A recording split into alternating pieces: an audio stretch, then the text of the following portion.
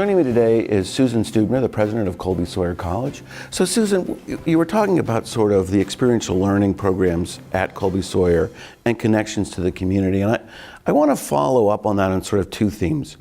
One is your connections, and in your bio, you highlighted sort of your personal connections to the community and sort of your sense of involvement in the Lakes region, and the Lake Sunapee, Dartmouth region, and also sort of your involvement as an institution, Colby Sawyer's involvement in the community. Sure.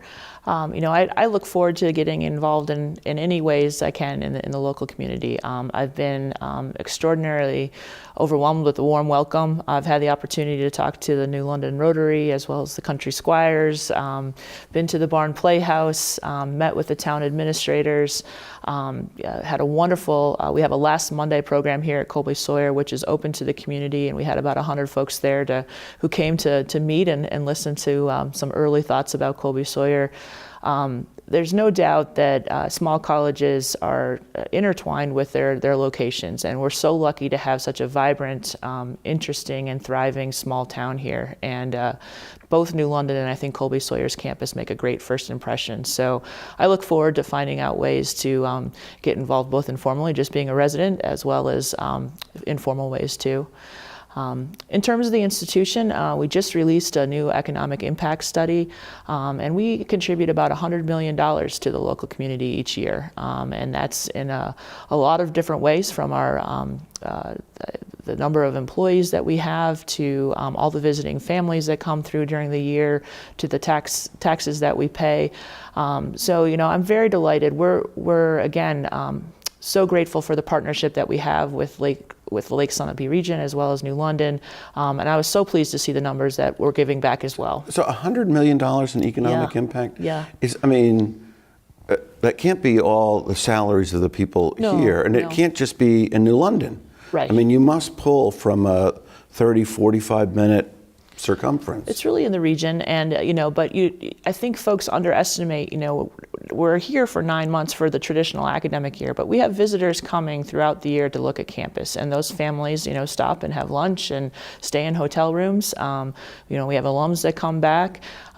So there are many things that happen beyond just the traditional age population. I believe the numbers were around 1,200 employees when you include our students and others, and so you think about those folks living in the region and buying houses and raising their families here.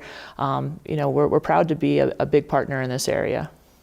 Is the town-gown relationship at small colleges generally a good one? Not here, but Sure. just across the country?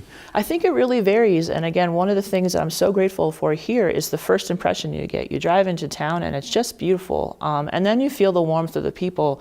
Again, I had the opportunity to meet with all the town directors last week, and thanks to the presidents and the community before me, there's a wonderful partnership here, and I'm really pleased to see that communication.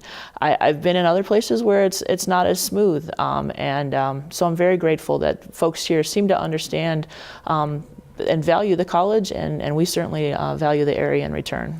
Well, I know that, just living in this region, there are a number of kids who play during the summer at basketball in the Hogan Center, the swim teams through Kearsarge practice here.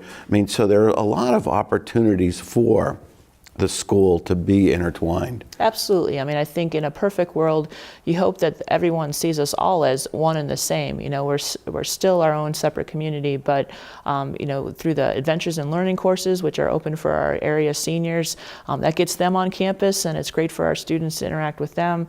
Our students get out in the community and do community service as well. As you mentioned, the Hogan Center and athletic events, and certainly arts events as well. Those are all open to the public. So it's nice to have that give and take, and have folks on our campus, and also for our kids to get out and see what's around us. So we got about 20 seconds left. Okay.